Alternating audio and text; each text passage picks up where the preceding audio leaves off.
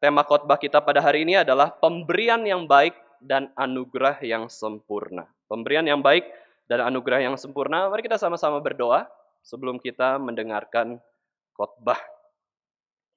Tuhan Bapa kami yang ada di surga, terima kasih Tuhan, Engkau sudah memberikan anugerah yang begitu besar dalam hidup kami. Setiap hidup kami ini hanya karena anugerah Tuhan saja.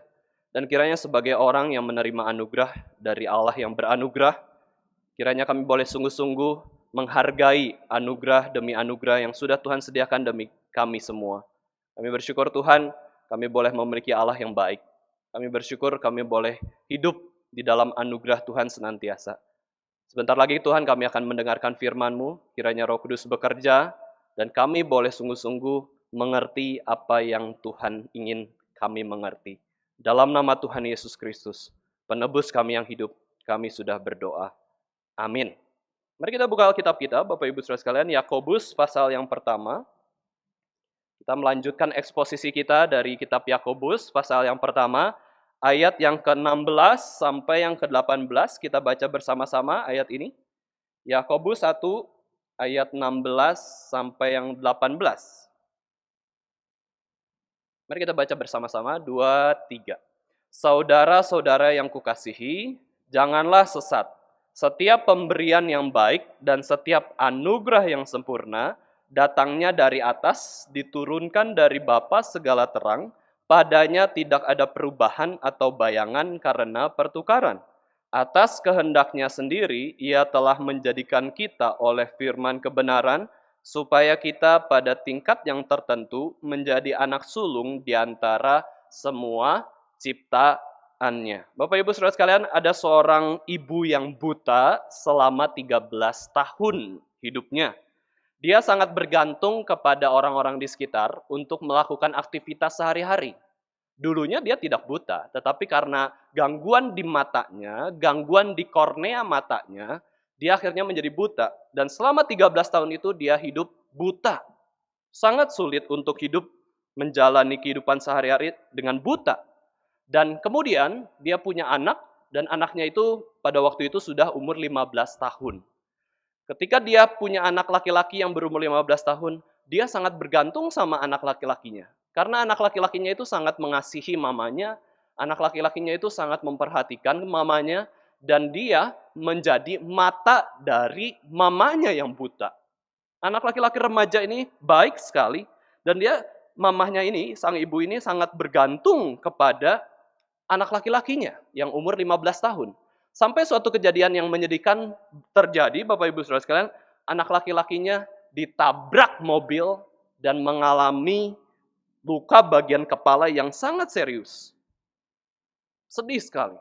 Anak laki-laki yang baik ini ditabrak mobil, mamanya yang buta sangat sedih. Dan keesokan harinya ketika anak itu masuk ke rumah sakit, Bapak Ibu Saudara sekalian, dokter memvonis bahwa anak laki-laki itu sudah mati. Ibunya sangat sedih sekali. Dia tidak bisa mengerti kenapa anak remaja laki-laki umur 15 tahun bisa mati. Kemudian ibunya ke rumah sakit dan pihak rumah sakit bertanya, apakah bersedia mendonorkan organ tubuh anaknya yang sudah mati ini? Karena organ tubuh anaknya ini masih bagus ya. Cuman menderita waktu ditabrak mobil, memang kepalanya sangat parah, tapi seluruh organ yang lain tuh cukup baik sehingga bisa didonorkan.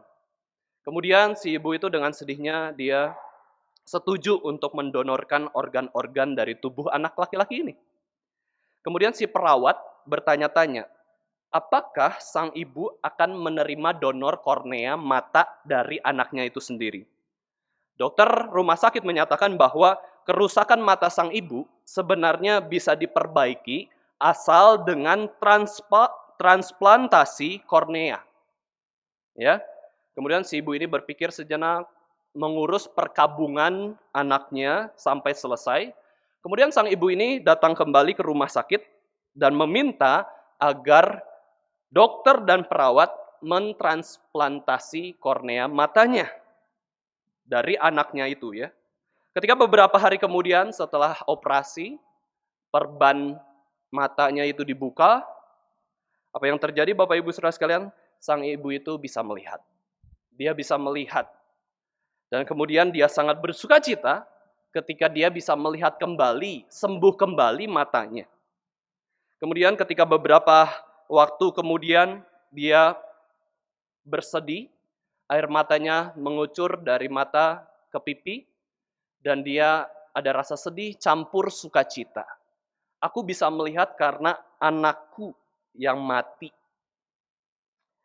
Dia mengatakan bahwa anakku menepati janjinya. Anakku menepati janjinya karena anak laki-lakiku ini dia pernah berkata, "Mama, aku tidak akan pernah meninggalkanmu dan aku akan selalu menjadi matamu." Bapak Ibu Saudara sekalian, ini salah satu kisah yang betul-betul terjadi ya, bukan dongeng, dan ini benar-benar terjadi, dan ini adalah salah satu kisah perbuatan baik yang dilakukan seorang anak kepada mamanya. Perbuatan baik yang dilakukan oleh sesama manusia. Perbuatan baik begitu mengharukan, begitu indah, betapa sang anak ini sayang kepada ibunya. Ya, rela menuntun ibunya yang buta, dan pernah berjanji dengan begitu polos, anak remaja seperti itu ya, bahwa, "Ma, aku akan selalu menjadi mata ibu, tenang aja. Mama buta nggak apa-apa, aku akan menjadi matamu." Bapak Ibu saudara sekalian, dari kisah ini, pertanyaannya adalah, dari manakah manusia dapat melakukan perbuatan baik sedemikian rupa?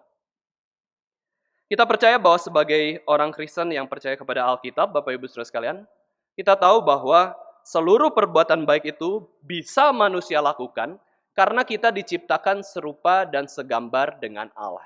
Kita ini memiliki sifat-sifat Allah. Sifat-sifat yang mau berkorban, sifat-sifat yang mau mengasihi orang tua mengasihi anak. Ini adalah sifat-sifat yang sangat dari Allah. Memang kita tidak sempurna, kita manusia. Tapi sifat Allah itu sempurna dan kita memiliki ya sifat Allah ini. Dan kita percaya Bapak Ibu Saudara sekalian, segala sesuatu yang terjadi di belakang kita, ya, tentunya segala sesuatu yang baik itu di belakangnya itu ada tangan Allah yang bekerja. Tangan Allah yang baik itu terus intervensi di dalam seluruh dunia ini. Allah yang baik itu seperti orang tua yang intervensi ketika anak-anaknya mau celaka, mau menyeberang jalan, ditabrak mobil, ditolong. Ya, Allah itu tangannya sungguh-sungguh bekerja karena Allah adalah pencipta kebaikan, author of goodness. Allah itu pencipta kebaikan, tangannya itu selalu bekerja dengan baik, menuntun segala sesuatu demi kebaikan manusia. Kalau kita bisa terharu kepada kebaikan manusia, seorang anak remaja mengasihi ibunya tadi, kenapa kita tidak pernah terharu kepada kebaikan Allah?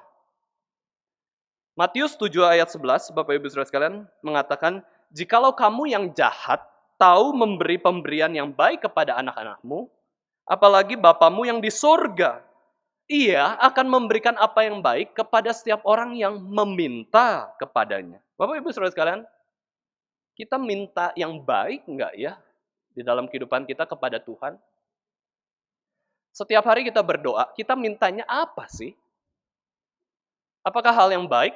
Mungkin hal yang baik, kesehatan untuk papa mama, kesehatan untuk diri, pekerjaan yang berhasil, studi yang sukses, itu baik, itu bagus.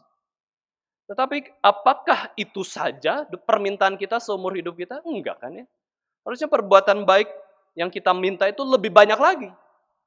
Lebih banyak lagi, lebih limpah lagi, terutama permintaan yang teosentris seharusnya, yang terpusat kepada kemuliaan Allah. Itulah ciri reformasi, ciri reformator adalah pikirannya itu terpusat kepada Allah. Bukan berarti kita tidak boleh berdoa untuk kebaikan-kebaikan secara jasmani, itu penting. Tetapi selebihnya itu bagaimana? Pikirkan kerajaan Tuhan, pikirkan penginjilan. Itulah sebabnya kita sebelum ibadah selalu doa penginjilan. Itu adalah kebaikan bagi umat manusia. Itu adalah hal yang baik, menyenangkan Tuhan. Itu yang kita doakan. Kita bisa minta hal yang baik kepada Allah yang maha baik itu. Bahkan Bapak Ibu Saudara sekalian, di tengah-tengah segala penderitaan kita harus ingat ya, Roma 8 ayat 28 ini. Ya, sebab kita tahu sekarang ya, bahwa Allah turut bekerja dalam segala sesuatu untuk mendatangkan kebaikan bagi mereka, bagi kita yang mengasihi Dia. Yaitu bagi kita yang terpanggil sesuai dengan rencana Allah. Apapun yang terjadi, kita tahu sekarang Allah turut bekerja dalam segala sesuatu. Waktu kita sedih, ada tangan Allah nggak? Ada. Waktu kita berdosa, ada tangan Allah nggak? Ada. Waktu dunia ini di dalam pandemi, ada tangan Allah nggak? Ada. Allah bisa saja bekerja dengan caranya untuk mendatangkan kebaikan bagi kita yang mengasihi Dia. Allah kita adalah Allah yang memberi kebaikan dan anugerahnya itu begitu sempurna, Bapak Ibu Saudara sekalian, Allah yang beranugerah, dan kita tahu anugerah Allah itu sudah Tuhan nyatakan di dalam dua jenis anugerah, anugerah umum maupun anugerah khusus. Anugerah umum itu dinyatakan kepada semua orang menerima anugerah Tuhan, ya seperti alam, matahari, panas, hujan untuk orang Kristen maupun non-Kristen. Untuk umat pilihan maupun umat non-pilihan. Tuhan kasih semuanya. Tuhan kasih udara, Tuhan kasih baju, pakaian, makanan, minuman, tempat istirahat. Sekalipun orang tidak punya rumah, bumi ini pun rumahnya kita manusia. Taman itu rumahnya manusia. Sekalipun orang gelandangan di pinggir jalan, tinggal di pasar, tinggal di emperan jalan, toko-toko yang tertutup, itu rumah, itu tempat istirahat. Tuhan itu beranugerah secara umum. Semua orang tuh dapat anugerahnya. Itu anugerah umum ya. Hati nurani. Ada yang menjaga kita untuk tidak saling melukai. Ada yang menjaga kita untuk tidak berkata-kata jahat. Hati kita itu jaga. Bayangin kalau orang tidak ada hati nurani, Bapak Ibu Saudara sekalian, semua orang itu tidak ada hati nurani dan sampai semuanya itu seperti psikopat, dunia ini punah. Ya semua orang seperti psikopat kok saling bunuh. Habis membunuh bisa makan, ya. Habis membunuh orang bisa ketawa-ketawa, nggak ada penyesalan. Itu karena nggak ada hati nurani. Hati nuraninya ada, tapi dia tekan. Itu orang berdosa, itu orang psikopat. Kita bersyukur punya hati nurani loh. Sesama Kristen, sesama orang non-Kristen bahkan kita bisa diperbuat baik. Ya coba kalau tidak ada hati nurani, semua bertengkar Bapak Ibu Saudara sekalian. Kemudian Bapak Ibu Saudara sekalian, anugerah umum juga adalah sejarah. Ya, orang yang belajar dari sejarah adalah orang yang semakin bijaksana, semakin takut akan Tuhan, dan kita akan menjalani hidup itu bisa lebih baik kalau kita ngerti sejarah. Maka dari itu Bapak Ibu Saudara sekalian, sangat penting mengingat reformasi. Kapan Kristen Protestan muncul? Ya udah, 1517, ketika Martin Luther menancapkan 95 tesisnya. Itu belajar sejarah. Sayang sekali kalau orang-orang tidak belajar sejarah ya. Kita akan mengulangi kesalahan yang sama dari orang-orang sebelum kita. Yang kedua, jenis anugerah kedua adalah anugerah khusus. Anugerah khusus ini adalah Alkitab dan Yesus Kristus. Bayangin ya, anugerah umum ada 3. Lebih banyak daripada anugerah khusus. Anugerah umum yaitu apa? Alam, hati nurani, dan sejarah. Anugerah khusus itu 2. Alkitab, ini anugerah khusus, hanya orang-orang tertentu yang mau beli Alkitab, mau baca Alkitab, mau percaya Alkitab, dan mau lakukan Alkitab setiap hari. Hanya orang-orang tertentu. Ada yang seumur hidup tidak pernah baca Alkitab. Itu anugerah khusus. Dan yang kedua adalah ketika kita melihat Alkitab, Alkitab menunjukkan sesosok pribadi yang tidak bisa dikenal tanpa prinsip kebenaran Alkitab. Yaitu siapa? Yesus Kristus. Inilah 2 anugerah khusus yang sudah Tuhan berikan kepada kita. Kepada umat pilihannya. Supaya kita bisa selamat, beriman, dan hidup memuliakan Kristus. Jonathan Edwards, seorang teolog reform, Bapak Ibu Saudara sekalian, mengatakan soal anugerah keselamatan. Dia katakan mereka yang telah menerima keselamatan, ya, kita yang sudah menerima Yesus Kristus, sudah ambil keputusan, aku mau ikut Yesus. Mengikut Yesus keputusanku, bukan keputusan papa mama, bukan keputusan pendeta, bukan keputusan teman-teman. Mengikut Yesus keputusanku, aku percaya Yesus, aku sayang Yesus Kristus. Dia harus selalu menghubungkannya dengan anugerah Allah yang berdaulat. Ketika kita mengingat diri kita sebagai orang Kristen, ingat apa sih? Anugerah, gift, grace. Apalagi orang yang namanya Grace ya. Apalagi orang yang namanya grace itu hidupnya tuh selalu harusnya bersyukur akan anugerah Tuhan. Grace. Orang yang diselamatkan harus ingat selalu dihubungkan dengan anugerah yang berdaulat. Sovereign grace. Setelah menghubungkannya dengan anugerah yang berdaulat itu, anugerah Allah sendiri, itulah yang membuat dia tuh punya hati yang mengucap syukur. Hati yang memuji Allah. Lihat ya, urutannya jelas sekali. Diselamatkan karena anugerah, dan anugerah ini mendorong kita memiliki hidup yang penuh ucapan syukur. Ini sangat baik ya. Kita bisa senantiasa memuliakan dan memuji Tuhan karena apa? Karena anugerahnya. Itulah alasan kenapa kita menyanyi pujian. Menyanyi pujian, paduan suara, itu karena anugerah Tuhan. Betapa kayanya anugerah Tuhan itu. Dan sekarang kita lihat Yakobus 1 ayat 16, di situ dikatakan Yakobus katakan bahwa saudara-saudara yang kukasihi, janganlah sesat. Bahasa Inggrisnya janganlah sesat adalah do not be deceived. Jangan ditipu. Ya, orang yang tersesat itu karena dia tidak tahu jalan yang benar, dia pun bisa karena ditipu. Do not be deceived. Hati-hati, jangan ditipu, jangan tertipu, jangan sesat, jangan katakan Tuhan itu jahat, jangan katakan Tuhan itu tidak beranugerah, jangan katakan pencobaan ini datangnya dari Tuhan. Itu Yakobus ingin tekankan demikian. Jangan pikir bahwa Tuhan itu iseng pengen godain kita supaya kita jatuh ke dalam dosa. Jangan pikir Tuhan tempatkan pohon pengetahuan baik dan jahat itu supaya mencobai Adam dan Hawa. Tidak. Bukan ya. Tuhan itu menguji Adam dan Hawa, karena itu dia tempatkan pohon pengetahuan baik dan jahat. Tuhan menguji iman Adam dan Hawa. Karena iman tanpa ujian bukanlah iman yang sejati. Kita sudah pelajari dari kitab Yakobus ya. Iman tanpa ujian, tanpa kesulitan, tanpa penderitaan itu bukan iman yang sejati. Iman yang murni, bukan.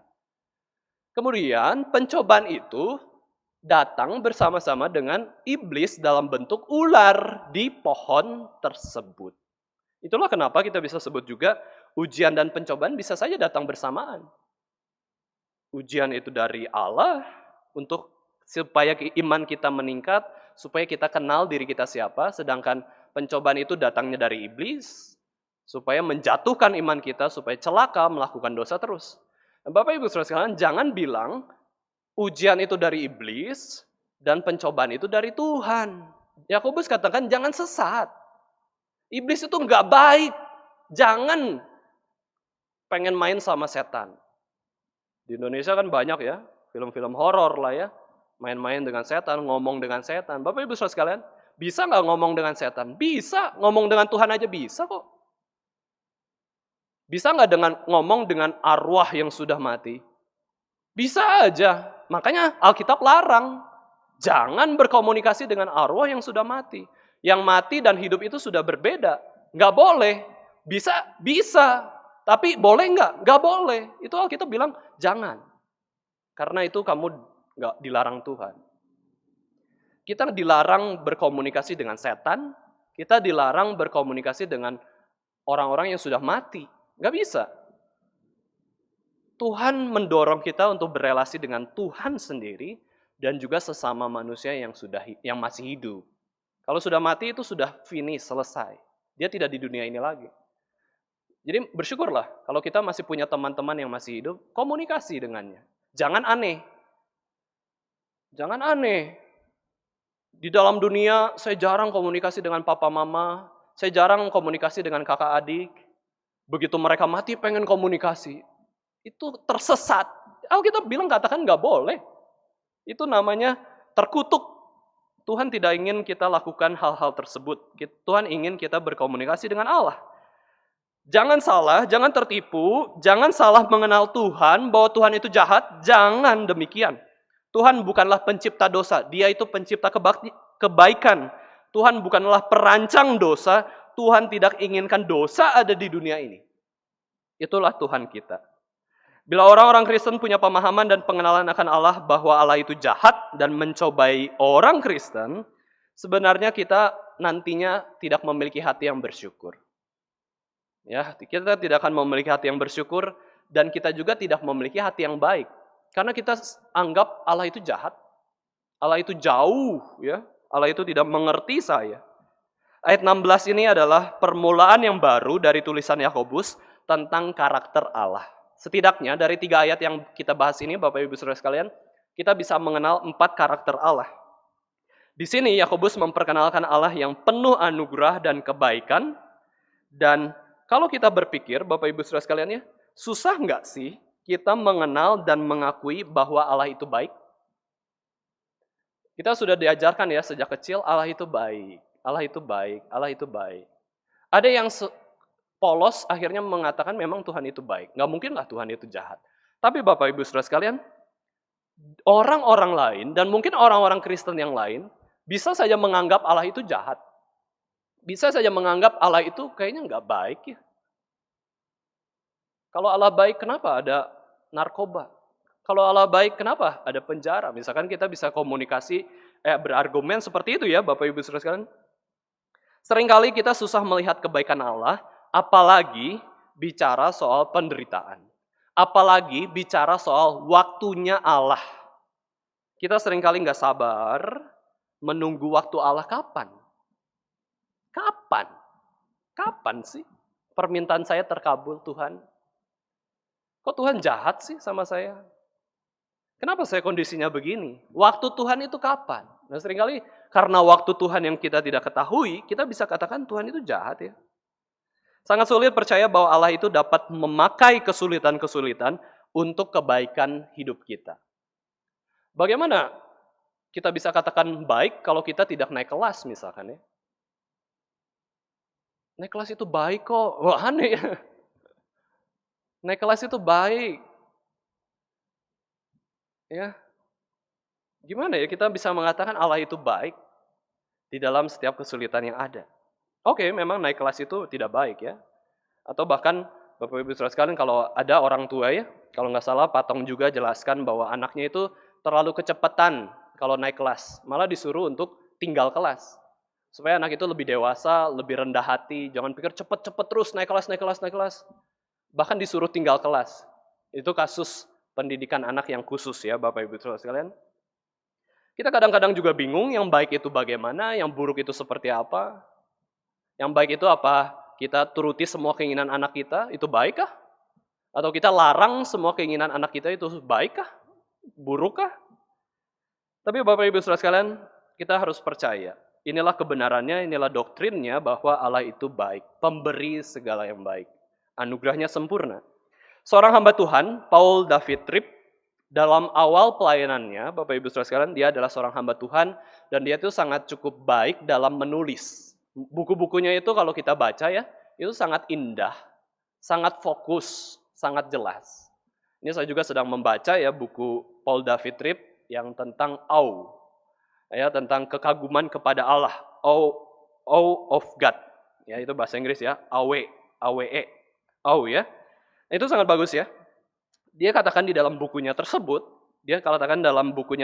bahwa dia sangat kaget ketika orang-orang Kristen dia konseling, ya orang-orang Kristen konseling kepada dia, dan dia sangat kaget bahwa banyak orang Kristen mengalami kemarahan kepada Allah, marah sama Allah, dan begitu banyak orang Kristen mengatakan Allah itu nggak baik.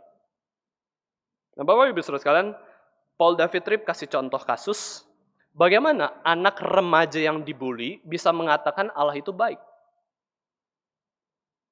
Ya, anak remaja ini sekarang banyak kasus perundungan, itu bahasa Indonesianya cukup kurang familiar ya, perundungan, dirundung ya, kayak ditutupi masalah, di awan mendung gitu ya.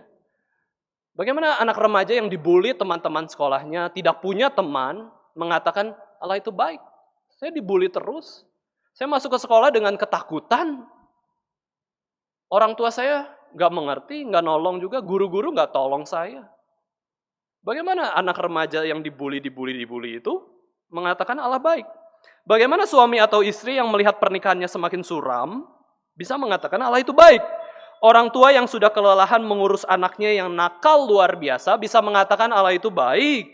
Pria atau wanita lajang yang kesepian sudah begitu lama, nggak dapat pasangan, padahal sudah mengharapkan. Beda kalau dipanggil selibat ya. Dia sudah harapkan puluhan tahun, 30, 40 tahun nggak dapat. Bagaimana katakan Allah itu baik? Bagaimana bisa mengatakan Allah itu baik ketika banyak orang itu membuat sedih di gereja? Banyak orang meninggalkan gereja, nggak mau ke gereja lagi. Orang yang menderita karena umur yang tua, Bapak Ibu Saudara sekalian ya, udah tua tapi sakit-sakitan, tapi masih hidup gitu ya. Ngapain ya? Bagaimana bisa katakan Allah itu baik? Bagaimana bisa mengatakan Allah itu baik kalau orang melalui penyakit yang panjang? Bapak Ibu Saudara sekalian memang sulit ya. Ya memang kita bisa katakan ya sulit lah. Tapi bukan berarti Allah itu tidak baik. Ingat Roma 8 ayat 28. Semua hal buruk yang terjadi dalam hidup kita pun itu diatur oleh Allah. Ya, diatur oleh Allah dengan motivasi untuk kebaikan bagi kita. Kebaikan Allah adalah batu fondasi dari kekaguman kita kepada Allah. Nah ini ya, Paul David Tripp jelaskan awe of God itu, kekaguman kepada Allah. Kebaikan Allah itu adalah fondasi kita terus mengagumi Allah. Kalau kita lupa kebaikan Tuhan, lupa anugerah Tuhan, kita nggak akan bisa kagum lagi sama Allah. Ngapain baca Alkitab Tuhan nggak baik? Ngapain berdoa, ngapain ibadah Tuhan itu nggak baik? Tapi dengan menyadari kebaikan Allah, kita akan bersyukur, kita akan kagum kepada Allah. Sekali lagi Bapak Ibu Saudara sekalian, Allah kita itu bukanlah Allah yang pernah berpikir jahat untuk kita. Sekalipun orang tua pernah kesal dan berpikir jahat kepada anaknya sendiri. Adanya KDRT misalkan ya kepada anak-anak dan lain-lain. Sudah melahirkan anak, pengen dibuang misalkan ya, itu kan berpikir jahat kepada anaknya. Tetapi Allah kita itu nggak pernah berpikir jahat. Dia nggak pernah bully kita ketika kita jatuh ke dalam dosa yang besar. Allah nggak pernah menghina kita. Kamu dosa ya? Oh, ya kamu saya kerjain. Tapi manusia kan kayak gitu. Saya sering kali lihat berita di Indonesia, Bapak Ibu Saudara sekalian, orang yang kedapatan mencuri, ya anggap mencuri dompet orang lah, ketahuan, itu kan langsung dibully kan, langsung dibully, dipukul, dihina, kamu tuh pencuri, waduh. Lah, sekitarnya sama lah. Itu juga orang berdosa yang mukulin orang. Allah kita nggak kayak gitu. Ketika Allah kita melihat kita berdosa, dia sedih, dia marah, dan dia bisa nyatakan hukuman. Bapak Ibu Saudara sekalian, tadi saya sepanjang jalan pikir-pikir ya. Kira-kira Tuhan itu pernah menghukum kita apa ya atas dosa kita? Coba bayangin. Satu dosa yang pernah kita lakukan, anggap bohong atau mencuri, kira-kira hukuman kita dari Tuhan itu apa? Kadang-kadang saya nggak bisa mikirin. Apa hukuman Tuhan atas hidup saya yang berdosa misalkan? Hukuman Tuhan itu apa sih? Misalkan sombong lah, misalkan sombong. Setelah itu apa? Kayak nggak ada hukuman kok. Kita bisa sombong terus. Kadang-kadang Tuhan itu menahan penghukumannya sampai nanti. Suatu hari nanti dihukum Tuhan, betul. Sampai penghakiman yang terakhir. Tapi Bapak Ibu Saudara sekalian, kadang-kadang Tuhan juga membuang dosa kita itu sejauh timur dari barat. Tuhan menutupi dosa kita. Tuhan menghapus dosa kita. Tuhan itu membuang dosa kita ke tubir laut yang begitu gelap, begitu dalam, sampai nggak ada yang tahu apa dosa kita. Tuhan menutupi dosa kita. Itu Tuhan baik. Tuhan itu sangat baik. Tuhan nggak pernah bully kita, Tuhan nggak pernah menghina kita, apa yang Dia lakukan itu selalu baik. Dan ketika kita kagum kepada Allah, kita nggak akan pernah panik, nggak akan pernah khawatir ketika kita menghadapi masalah hidup, dan kita juga tidak akan pernah menolak ketika Allah panggil kita untuk melayani Dia. Kalau kita sadar akan kebaikan Tuhan. Yakobus katakan jangan tertipu dengan ajaran yang mengatakan Allah itu jahat dan Allah itu mencobai manusia. Jangan tertipu. Jangan tertipu hati kita yang berpikiran Allah itu jahat ya. Allah itu cobai saya terus ya. Tidak, Tuhan itu nggak pernah jahat sama kita. Allah itu baik. Bila kita ingat kisah Ayub, Bapak Ibu Saudara sekalian, Ayub yang diuji dan dicobai, Ayub boleh dan wajar saja sepertinya mengatakan bahwa Allah itu jahat, bukan? Ayub itu hilang harta, Ayub itu hilang anak, Ayub itu punya istri, yang akhirnya istrinya ngebully dia, mengumpat dia, dan menasihati hal yang buruk. Sudahlah Ayub, jangan sembah Tuhan. Kutuki Tuhanmu dan mati saja. Itu perkataan seorang istri kepada suaminya. Ayub yang saleh itu. Istrinya nggak kuat. Istrinya capek. Kenapa hilang harta? Istrinya udah dongkol juga ya. Kenapa hilang anak sekarang? Istrinya kesel juga. Akhirnya istrinya nggak kuat ngomong berdosa kepada Ayub. Udah, kutuki Allahmu. Allah itu jahat. Kemudian mati aja, lebih bagus kok mati. Udah tubuh kulit begitu penuh dengan barah, penuh dengan penyakit kulit, masa bisa katakan Allah itu baik? Bapak Ibu Saudara sekalian, Ayub bisa saja komplain ke Tuhan, Tuhan itu tidak baik, Tuhan itu jahat. Tapi salah satu pujian dari firman Tuhan ya kepada Ayub adalah, Ayub itu tidak berdosa dengan mulutnya. Ayub itu tidak berkata Allah itu jahat. Ketika orang Kristen terhindar dari banyak penipuan rohani, Bapak Ibu Saudara sekalian, sebenarnya itu bagus sekali untuk pertumbuhan rohani kita. Jangan kita tertipu ajaran-ajaran yang sesat. Oleh karena itulah, GRI Yogyakarta ada tadi ya, STRI, Sekolah Teologi Reform untuk Kaum Awam di Yogyakarta. Mengenal Allah itu seperti apa. Doktrin Allah juga, Bapak Ibu Saudara sekalian ya, doktrin Allah itu salah satunya mempelajari sifat karakter Allah yang maha baik juga. Nah itu doktrin itu melindungi kita dari penipuan. Ya, melindungi kita dari penipuan. Bapak Ibu Saudara sekalian, ada yang pernah ditipu? Jengkelnya seperti apa ya? Saya pernah ditipu juga. Bersyukur nggak terlalu banyak lah ya uang yang ditipu. Pernah juga ada orang yang pinjem terus ya kelihatannya mau balikin tapi hanya mencicil sekali terus udah nggak balikin, gimana ya? Ya udahlah, jadi kasih kan, jadi kasih. Jadi ada satu prinsip ya Bapak Ibu Saudara sekalian, kalau ada orang mau minjem kita, ini saya dinasihati oleh seorang jemaat yang sudah dewasa kayak gitu ya, sudah lebih pengalaman soal penipuan. Dia nasihati bahwa udah kalau kamu mau minjemin orang uang, itu seperti kamu tuh mau kasih ke dia. Dia nggak balikin pun nggak apa-apa, tapi hatinya rela. Jadi kita akan bisa berikan pinjaman sesuai dengan hati kita yang rela. Anggap orang itu butuh 500.000. Kita nggak punya 500.000, mungkin punya, tapi kita nggak mau ya. Ya udah kita mau pinjemin 150.000 lah. Tapi itu kita dalam niat mau kasih dia. Kalau dia balikin, puji Tuhan. Kalau nggak balikin, puji Tuhan, kita bisa beri dia. Kurang lebih kayak gitu ya. Itu soal tipu-menipu ya, pinjam-peminjam. Kasus penipuan baik lewat SMS, telepon, dengan silat lidahnya itu kan seperti hipnotis, padahal nggak hipnotis. Memang itu dia pengaruhi kita aja dengan instruksi-instruksi ya. Instruksi-instruksi mampu menggiring orang untuk akhirnya mengirimkan nomornya atau nomor rahasia dari ATM misalkan ya, sehingga mengikuti instruksi si penipu. Dan hasilnya apa kalau kita ditipu oleh orang? Hasilnya kita itu menderita, rugi, bahkan bisa saja mati loh. Bisa saja mati kalau ditipu oleh orang. Sekarang yang mau nipu kita itu adalah iblis. Yang mau nipu kita adalah hati kita yang berdosa. Yang mau nipu kita adalah pengaruh lingkungan yang berdosa. Kalau kita ikut penipuan rohani, rohani kita pun menderita, rugi, dan mati. Yakobus menasihati, saudara-saudara yang kekasih, jangan tertipu. Jangan mau disesatkan doktrin-doktrin yang salah. Jangan mau diarahkan kepada yang jahat dan berbahaya. Jangan mempertanyakan kebaikan Tuhan. Tuhan itu pasti baik.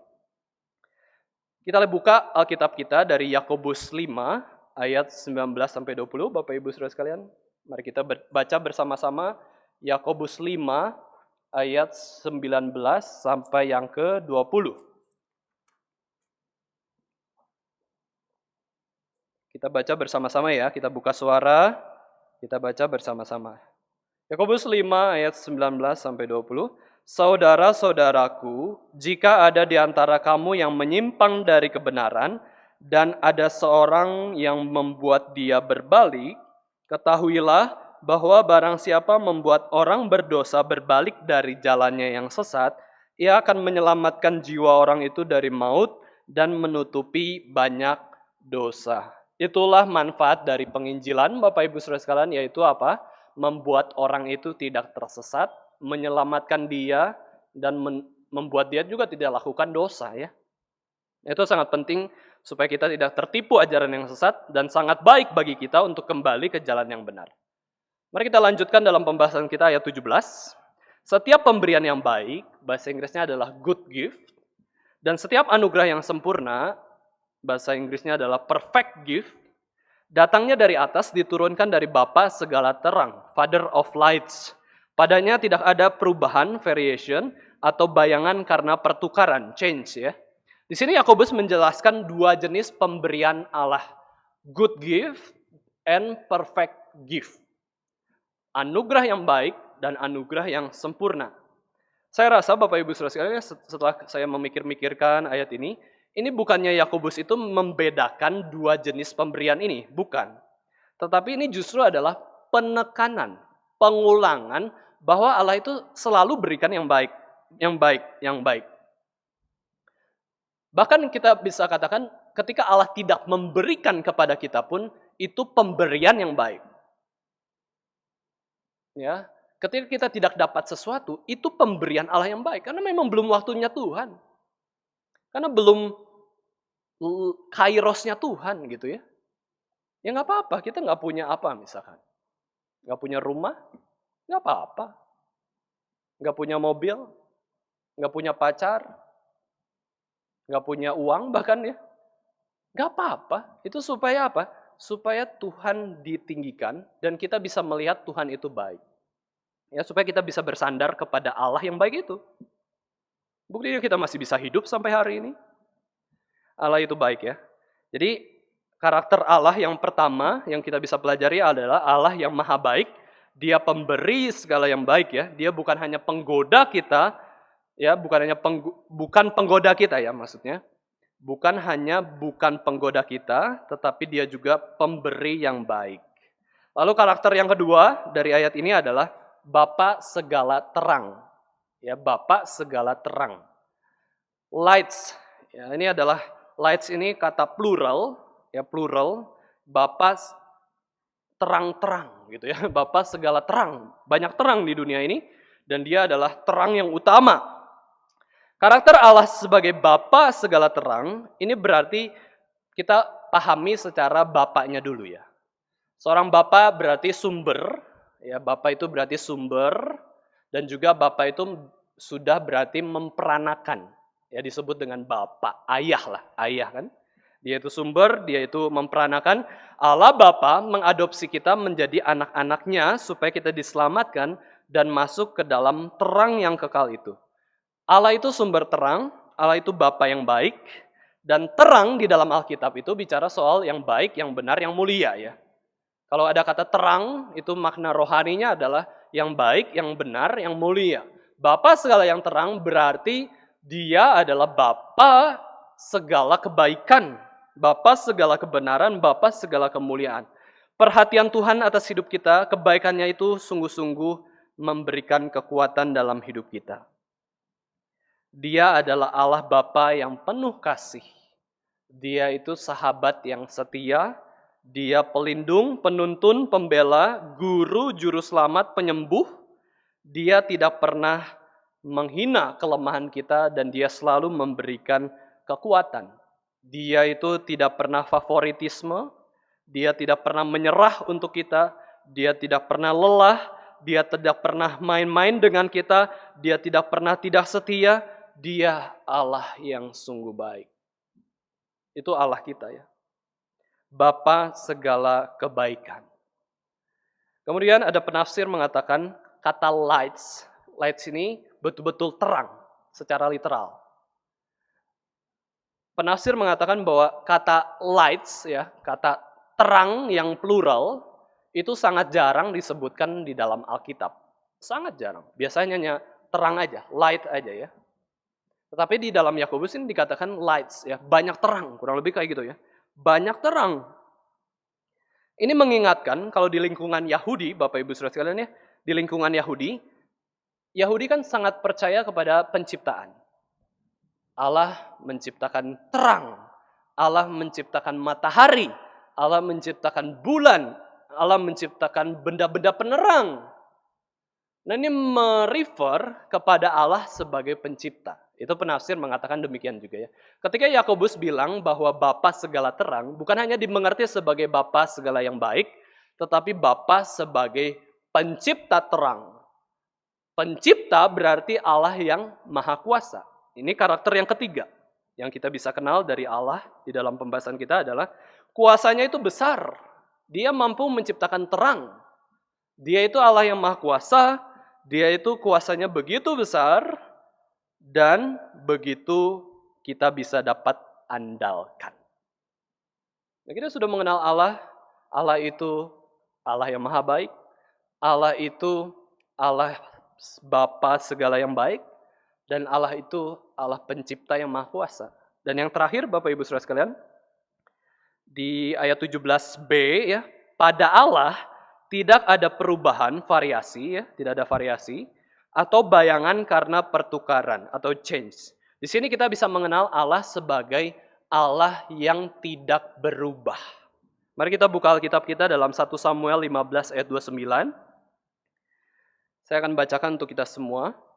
1 Samuel 15 ayat 29, di situ dikatakan bahwa lagi sang mulia dari Israel tidak berdusta dan tidak tahu menyesal. Sebab Allah atau Ia ya, bukan manusia yang harusnya menyesal. Sekali lagi ya, 1 Samuel 15 ayat 29, Allah itu tidak berdusta, berarti benar ya, dan Dia tidak tahu menyesal. Menyesal itu tidak ada dalam kamusnya Allah. Menyesal itu hanya manusia. Apa sih arti menyesal? Lakukan sesuatu, terus katakan, salah. Salah jalan nih, gitu ya. Salah panggil orang misalkan ya. Manusia itu bisa menyesal, aduh, zaman dulu kenapa ya? Aku kok bodoh-bodoh banget ya zaman dulu itu. Culun-culun, bodoh-bodoh, nggak dewasa, itu menyesal. Allah itu tidak ada pertumbuhan, dia itu sempurna, dia nggak bisa menyesal. Sekarang kita bisa bertumbuh dan menyesal karena itu menunjukkan juga kita bertumbuh kan ya, kita semakin dewasa, makanya kita bisa menyesal masa lalu. Tetapi Allah itu nggak pernah menyesal, dia bukan manusia. Allah nyesal nggak? Menciptakan Adam dan Hawa yang akhirnya berdosa. Enggak. Aneh ya. Mereka berdosa loh. Tapi Tuhan gak nyesel. Itu karena Allah itu tidak berubah. Dia itu kekal. Maleakhi 3 ayat 6 mengatakan bahwasannya aku, Tuhan, tidak berubah. Ibrani 13 ayat 8 mengatakan Yesus Kristus tetap sama baik kemarin maupun hari ini sampai selama-lamanya Yesus itu sama. Tidak berubah. Bukan berarti Allah tidak bisa intervensi atau kedinamisan, bukan berarti seperti itu ya. Kalau kita ikut seminar reformasi kemarin kan Patong sempat bilang Allah yang dinamis, Allah yang boleh berubah, maksudnya dalam arti di dalam dunia ya. Di dalam dunia Tuhan memakai bahasa Ibrani untuk perjanjian lama. Terus karena bangsa Ibrani ya tidak bertobat, sombong-sombong, Tuhan pakai bahasa kafir yang dikatakan oleh bangsa Yahudi itu. Kafirlah bahasa Yunani. Tuhan pakai bahasa Yunani untuk memberitakan perjanjian baru. Sekarang Tuhan membuat Alkitab dapat dimiliki seluruh bahasa di dunia bermacam-macam. Tuhan itu kan kayak berubah ya. Kalau kita lihat sejarah Tuhan itu kayak berubah. Dia pakai orang Yahudi, Ibrani, terus udah Yunani, udah semua suku bahasa itu bisa dapat Alkitab. Kalau Patong tafsirin juga kaki Dian atau roh Tuhan ya, Roh Kudus itu berpindah dari Timur Tengah ya. Kita percayakan menurut sejarah Adam dan Hawa itu orang-orang Yahudi itu di Timur Tengah, di tengah lah, di tengah dunia. Ya, Taman Eden di tengah dunia, mulainya orang-orang Yahudi, Israel itu di tengah dunia, Lalu kemudian Roh Tuhan menyertai pindah ke Eropa, ya Eropa, Inggris, Belanda, Jerman. Terus kaki Tuhan juga Roh Tuhan kemudian berpindah ke Amerika dan akhirnya pindah ke Indonesia. Ceritanya gitu ya. Pindah, Roh Tuhan memberkati Indonesia. Nah, Bapak Ibu Saudara sekalian, Allah itu bisa berubah betul di dalam realita dan sejarah, tetapi dalam kemaha sifatnya itu dia tidak berubah.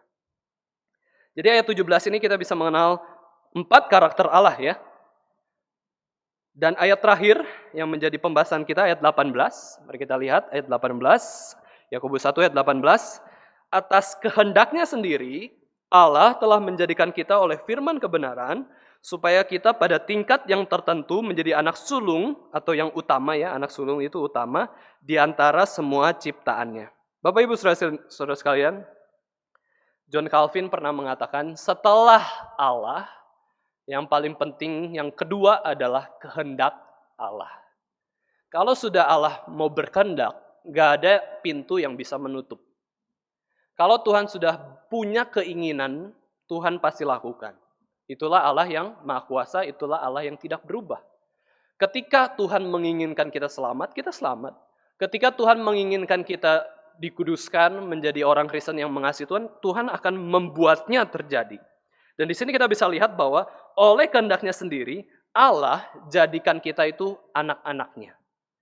Ya, kita dijadikan oleh firman kebenaran, kita diadopsi menjadi anak-anak Allah, dan itu karena kehendaknya yang luar biasa, kehendaknya yang maha kuasa.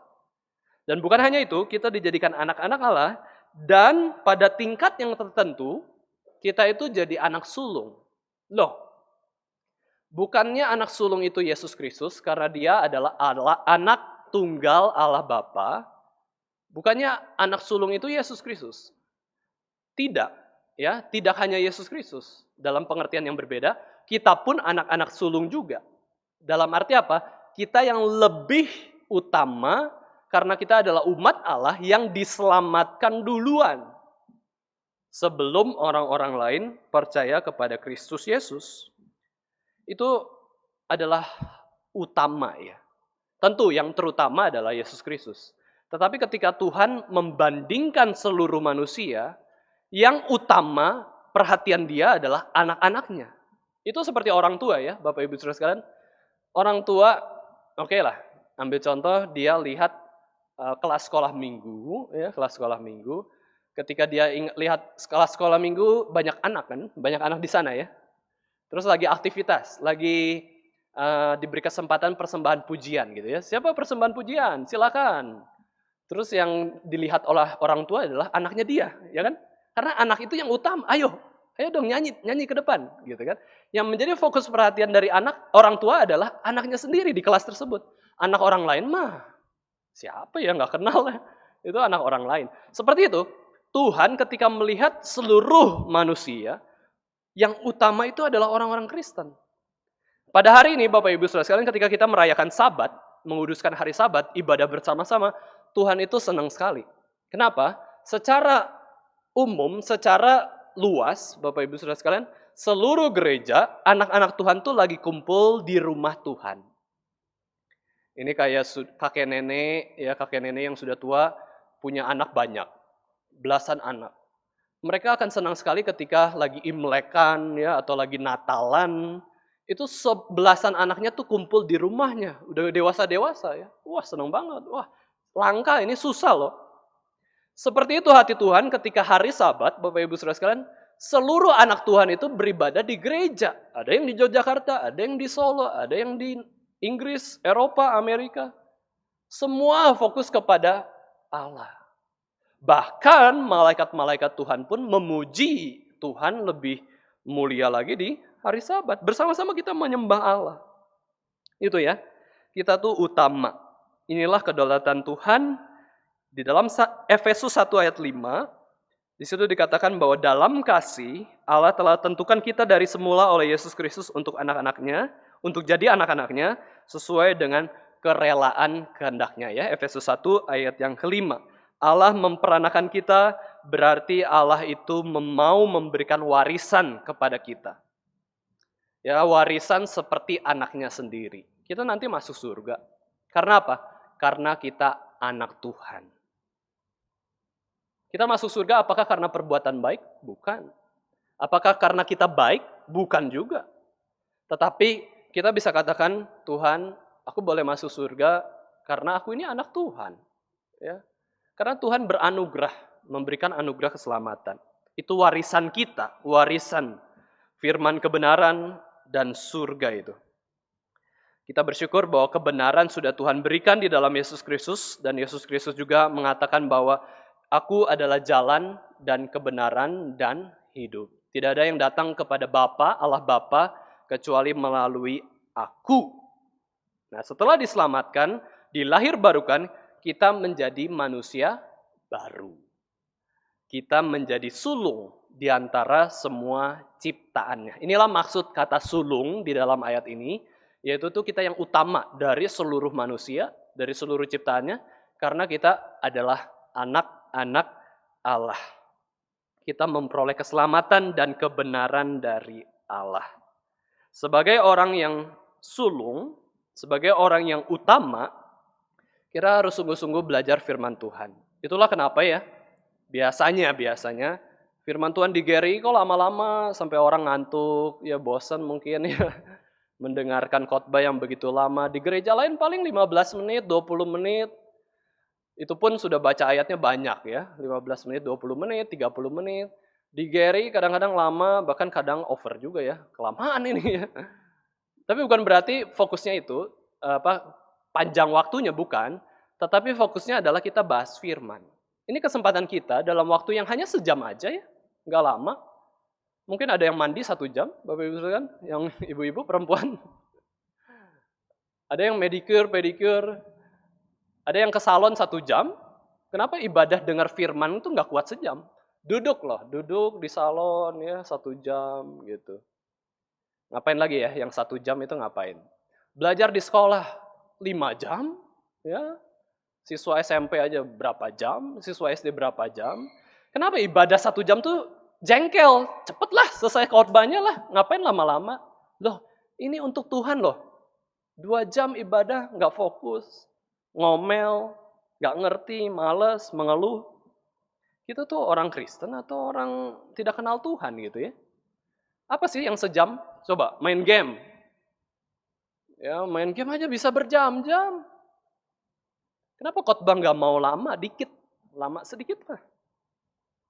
Karena kita mau kebenaran Allah. Bapak Ibu Saudara sekalian, menjadi yang sulung berarti kita menghargai firman Tuhan, menghargai kebenaran, menghargai keselamatan yang sudah Tuhan berikan pada kita. Seorang teolog mengatakan bahwa kebenaran itu ada 2 dimensi. Nah, ini saya tambahkan ya. Saya tambahkan penjelasan soal kebenaran. Kebenaran itu ada dimensi praktis dan juga dimensi intelektual. Kebenaran praktis yang ditekankan Yakobus adalah iman tanpa perbuatan itu mati. Kalau kamu katakan kamu beriman tapi tidak berbuat baik, itu bukan iman. Kalau katakan kamu orang Kristen tapi tidak mengasihi sesamamu manusia, kamu bukan orang Kristen. Yakobus katakan kebenaran, truth, itu harus praktis. Yang kedua, kebenaran itu adalah intelektual. Hari Minggu, ketika kita ibadah, seharusnya kita sebagai orang Kristen tahu lebih banyak tentang Allah. Lebih pintar lagi tentang Allah. Lebih dewasa lagi mengenal Allah. Itu hari Minggu. Kebenaran itu bicara soal dimensi intelektual dan juga dimensi praktis. Itu truth. Jangan malu sebagai orang Kristen, Bapak Ibu Saudara sekalian. Karena sebagai orang Kristen itu berarti saling mengasihi. Dan saling mengasihi berarti orang-orang itu akan tahu kita adalah anak-anak Allah. Udah, ngomong aja, normal aja gitu ya. Kita orang Kristen, kita ke gereja, kita katakan Tuhan berkati, meskipun ada orang di sebelah kita itu bukan Kristen. Kadang-kadang saya juga agak malu ya. Kan kita orang Kristen ketemu di restoran atau tempat makan, terus kita ngomongin yang Kristen tentang firman, gak apa-apa. Tapi ketika ada orang lain di sekitar kita, kita gimana ya? Tetap doa bareng atau malu? Udah gak usah, doa masing-masing misalkan ya. Atau kita katakan tetap, yuk doa bareng yuk gak apa-apa, ada orang lain. Justru Bapak Ibu Saudara sekalian, ketika orang di sebelah meja kita melihat kita doa bareng, kita kan orang Kristen kan, mereka tahu, oh orang Kristen tuh gitu ya, saling mengasihi, doa bareng. Ketika selesai mau berpisah, ya ramah ya, dah Tuhan berkati, nggak apa-apa. Ngapain kita malu sih? Ya, kenapa kita malu kalau kita menunjukkan kita orang Kristen? Bukan menunjukkan, bahkan natural aja. Malah kita tahan-tahan, udah jangan, ini banyak orang non-Kristen. Nggak usah bilang Tuhan berkati, nggak usah doa bareng gitu ya. Justru dengan saling mengasihi kita sebagaimana orang Kristen, orang tahu, oh ini anak-anak Allah. Terakhir Bapak Ibu Saudara sekalian, saya tutup dengan sebuah perumpamaan tentang kebaikan, yaitu perumpamaan orang Samaria yang baik hati, Good Samaritan. Kita tahu ya, di dalam perumpamaan tersebut ada dua orang yang tidak baik, ada satu orang yang baik. Di antara tiga orang yang lewat, dari orang yang sedang terkapar karena dirampok, diambil seluruh barangnya, bahkan dipukuli, sampai hampir mau mati. Ada tiga jenis orang lewat. Yang satu imam, pendeta, ya pendeta lewat, terus melihat, waduh, saya kan pendeta, saya nggak punya banyak uang lah, padahal ada uang ya misalkan ya. Udah, saya takut nanti dipikir orang macam-macam, dia lewat, pergi, nggak nolongin orang yang sedang terkapar. Lalu ada orang Lewi. Orang Lewi ini mungkin mahasiswa STT gitu ya, mahasiswa STT. Lihat orang yang terkapar, udah saya ini banyak tugas di kampus, ngerjain skripsi, tugas dan lain-lain. Dah pergi kabur. Terus ada orang Samaria. Orang Samaria ini kulitnya rada hitam gitu mungkin ya, campuran kan dia. Orang Samaria ini Yahudi campur bangsa lain. Rambutnya juga mungkin agak lurus. Biasanya kan orang Yahudi keriting-keriting gitu ya. Dia agak lurus orangnya. Dia bukan siapa-siapa, nggak tahu itu Tuhan, nggak pernah ke gereja, nggak pernah sembah Allah. Sedangkan imam dan orang Lewi itu selalu ke gereja, baca firman, belajar firman Tuhan. Dan di dalam akhir cerita tersebut, Bapak Ibu Saudara sekalian, yang dikatakan yang baik itu orang Samaria. Yang mengasihi sesama itu orang Samaria. Yang layak disebut anak Allah adalah orang Samaria. Bukan pendeta, bukan mahasiswa STT, bukan vikaris kayak gitu ya. Nah Bapak Ibu Saudara sekalian, seorang yang turun dari Yerusalem ke Yeriko itu terkapar dan orang Samaria itu melihat, lalu orang Samaria itu tergerak oleh belas kasihan. Saya hitung-hitung ya Bapak Ibu Saudara sekalian, ada 7 tindakan perbuatan baik yang dilakukan oleh orang Samaria ini. Yang pertama, dia mau pergi nyamperin orang yang terkapar itu. Resikonya apa? Bisa aja kan itu penipuan ya. Bisa aja penipuan, itu orang terkapar taunya ada perampok yang lain yang sembunyi di belakang bukit lalu menyerang dia. Tapi pertama dia nyamperin orang yang terkapar tersebut. Memang ini perumpamaan ya Bapak Ibu Saudara, tapi ini kita bisa lakukan juga dalam kehidupan sehari-hari kita. Satu, pergi nyamperin. Kedua, membalut lukanya.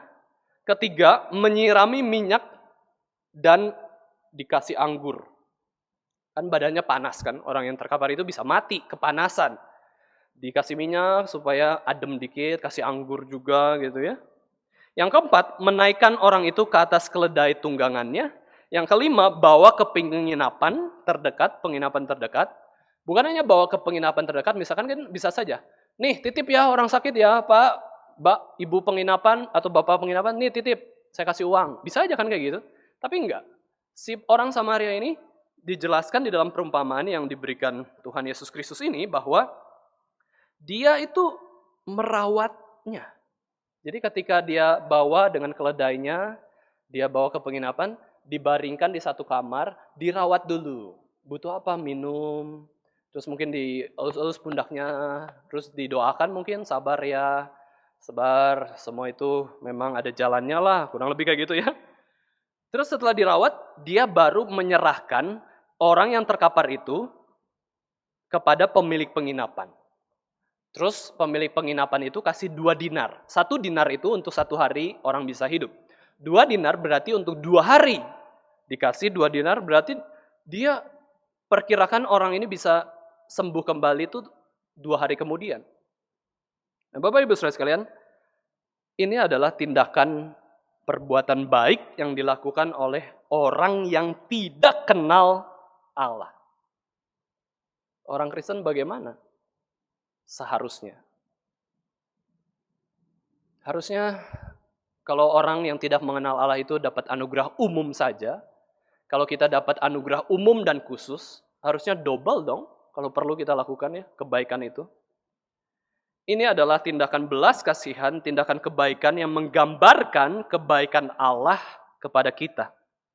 Hati orang Samaria ini mencerminkan hati Tuhan dan orang Kristen, kasih orang Kristen. Marilah Bapak Ibu Saudara sekalian, kita meneladani Allah yang maha baik ini. Ya, tidak selalu semua orang berbuat baik se-ekstrim perumpamaan ini ya. Se-ekstrim perumpamaan ini tidaklah. Tetapi kita bisa berbuat baik kepada sesama kita karena apa? Karena Allah sudah baik, bahkan terlalu baik dalam hidup kita, maka kita mau membalas kebaikan Allah itu dengan menyembah Allah, menomorsatukan Allah, dan berbuat baik kepada sesama kita.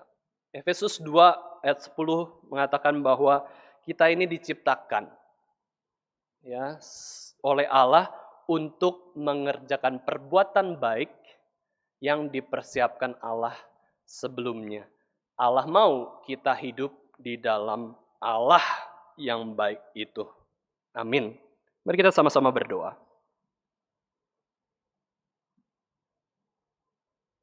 Bapa kami yang ada di surga, kami bersyukur Tuhan pada kesempatan pagi hari ini, kami boleh membahas kembali firman Tuhan dari kitab Yakobus. Kami bersyukur boleh mengenal Engkau lebih dalam lagi. Engkau adalah Allah yang maha baik. Engkau adalah Allah sebagai Bapa kami yang baik. Dan Engkau juga adalah Allah pencipta yang maha kuasa. Dan Allah yang tidak pernah berubah di dalam mengasihi kami, di dalam sifat-sifat Engkau. Terima kasih Tuhan bahwa Engkau adalah Allah yang senantiasa berbuat baik kepada kami dan tidak pernah melakukan kejahatan kepada kami semua. Ajar kami Tuhan untuk percaya di dalam segala hal yang terjadi dalam dunia ini, tangan Tuhan selalu bekerja mengasihi kami. Ampunilah kami yang tidak percaya kalau Tuhan itu selalu memperhatikan kami. Dan kami mohon anugerah Tuhan supaya kami pun boleh terus berbuat baik kepada sesama kami, karena itulah yang dikehendaki Tuhan dan juga itulah yang direncanakan Tuhan untuk kami lakukan sebagai anak-anak Tuhan. Terima kasih Tuhan untuk berkat-Mu. Terima kasih untuk firman Tuhan pada hari ini. Di dalam nama Tuhan Yesus Kristus, kami sudah berdoa dan mengucap syukur. Amin.